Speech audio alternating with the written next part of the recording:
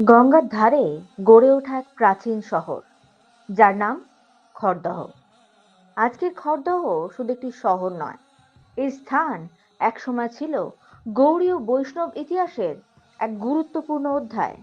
কিন্তু জানেন কি, খড়দহে শ্যামসুন্দর জিউয়ের আরাধনার সূচনা করেছিলেন শ্রী নিত্যানন্দ মহাপ্রভুর পুত্র শ্রী বীরভদ্র গোস্বামী।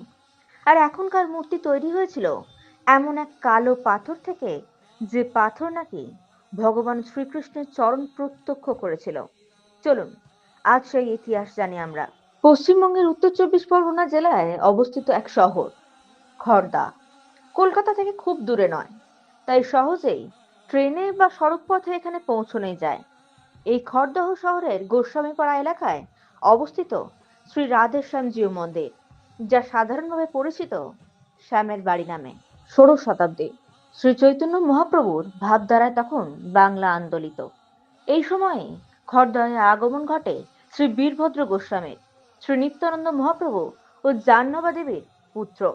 তিনি ছিলেন শুধু নিত্যানন্দের সন্তান নন, তিনি ছিলেন চৈতন্য ভাবধারার এক নিষ্ঠাবান বাহক। খড়দহে এসে তিনি বেছে নেন কুঞ্জবাটি, নিত্যানন্দ প্রভুর আদি নিবাসকে। গভীর সাধনার সময় বীরভদ্র গোস্বামী এক অলৌকিক ইঙ্গিত লাভ করেন। তিনি জানতে পারেন গৌড় রাজপ্রাসাদে রয়েছে এক বিশেষ কালো মার্বেল পাথর, যা পরিচিত কোষ্ঠী পাথর নামে। লোকবিশ্বাস অনুযায়ী এই পাথর একসময় ভগবান শ্রীকৃষ্ণের দিব্য চরণ স্পর্শ করেছিল। বীরভদ্র গোস্বামী নিজেই এই পাথর গঙ্গা পথে খড়দহে নিয়ে আসেন। এই ঘাট দিয়ে এই পাথর আনা হয়েছিল বলেই এই ঘাট আজও শ্যামের ঘাট নামেই পরিচিত। এই পবিত্র কোষ্ঠী পাথর থেকেই ভাস্কর নয়নের সহায়তায় খোদাই করা হয় তিনটি প্রতিমা: শ্রী রাধাবল্লভ, শ্রী শ্যামসুন্দর এবং শ্রী নন্দদুলাল। বীরভদ্র গোস্বামী খড়দহের কুঞ্জবাটিতেই শ্যামসুন্দর জিউকে নিত্য পূজার জন্য প্রতিষ্ঠা করেন। এই কুঞ্জবাটি ছিল নিত্যানন্দ প্রভুর আদি নিবাস, প্রাচীন উপাসনার স্থান, বীরভদ্র গোস্বামীর সাধনা ভূমি।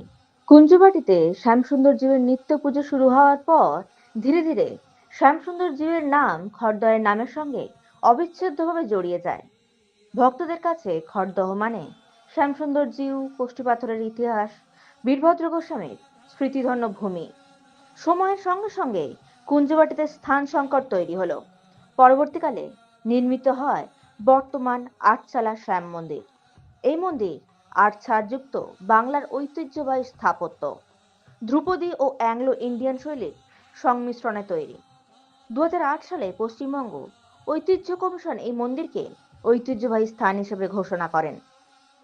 খড়দহ শ্যাম মন্দির শুধু একটি মন্দির নয়, এটি এক ইতিহাস, যেখানে রয়েছে নিত্যানন্দ মহাপ্রভুর স্মৃতি, বীরভদ্র গোস্বামীর সাধনা এবং শ্যামসুন্দর জিউয়ের আরাধনা। এই কারণেই খড়দহ শ্যাম মন্দির আজও ভক্তদের কাছে এক অটুট বিশ্বাসের নাম।